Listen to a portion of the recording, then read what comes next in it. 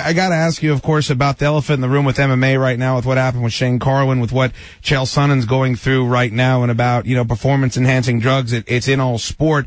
And you got a guy, I loved Chael Sonnen's smack talk going into the Anderson Silva fight, but he was doing all of that while, it looks like taking a steroid. You're a guy is very good with words. You're a guy that can go out there and promote his own fight and sell himself. What do you make of all of that, bluster? And now we know this about him with the positive test. What do you think the ramifications should be for a guy in your sport that tests positive for a PED? Well, I think, honestly, I think it's going to depend on what it was. Right. As far as what I'm hearing right now, it's just, the performance-enhancing drug, the PED. Well, does that mean he took an aspirin? You can take certain supplements. They're very strict with our drug testing, so I'm aware that, if you were to take, over-the-counter cough medicine, could be a problem if we don't tell the doctor we're taking it. Right. Does that fall under that qualification? So that's why, I'm kind of waiting before I pass any kind of judgment. I just want to have the full story. And as far what so far I've heard, the PED is such a broad spectrum of substances. He could have took a mushroom plant that's from China that it had too much caffeine in it. Well, that's PED. It's like, well, that's not kind of what first comes to my mind when someone talks about a performance-enhancing drug. I tend to think like everybody else. Well, I'm going to think a steroid of some sort. But so far, I think if it had been that, again, I'm not up to date completely this week just from what's going on in my, career, the fight this weekend.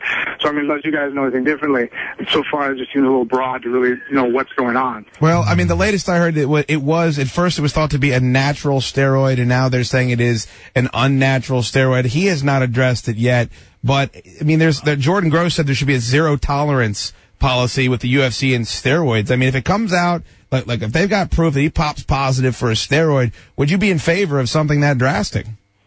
As far as completely, what do you mean as far as... Like a zero tolerance. Like if you pop positive for a steroid, you're not going to fight in the UFC anymore. I don't know. I think everything has to be a case-by-case situation. Just that's why, we have laws in the book even in our civilian life.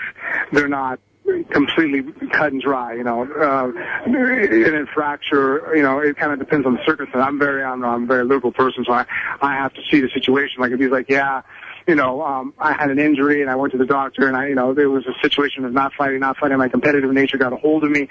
I don't know if that really would justify to me ending someone's career. If it was purely, now the same line some guy comes on and says, yeah, I took this so that way I could smash skulls and I'm nuts and I'm like, okay, yeah, that guy we need to go ahead and he's in a different category than the guy who's, well, I got hurt or, I was going to have to pull out and I couldn't handle that mentally. This is my title shot. I get to fight the best fighter in the world. You know what I mean? Those are two different versions, so it's like, I don't know where he would fall on that spectrum. All right, I got to get your thoughts. Everybody knows your history with Brock Lesnar. You split the series with him. He's fighting Kane Velasquez, a tremendous wrestler from Arizona who has looked very impressive in the UFC. I got to get your pick for that fight while we have you on the phone. I am still trying to, I'm kind of leaning with the champion. Brock has shown, to be, his last fight against Carwin, that first round was a 10-8 round in my opinion, and I'm sure a lot of others. It came very close to looking like it might have gotten stopped, and he was able to come back and fight from behind, which is not very easy for most large men. Usually most guys in the heavyweight, once they get behind, they got problems. So when he showed that impressed me. Kane obviously has been, a phenomenal competitor. He's somebody, he's, very deserving of a title shot. He's still, though, I wonder how he's going to do against Brock's size, because Kane is an excellent wrestler.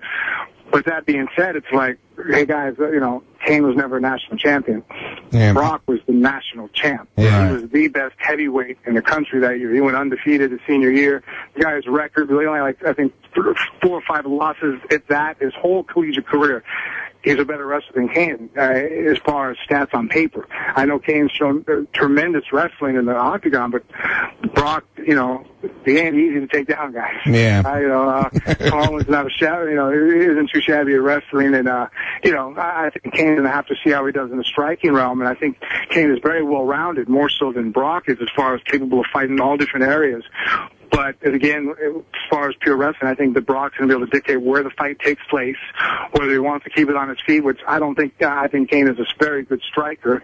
I think he's just going to be able to grab Kane and nullify his wrestling and wear down on him.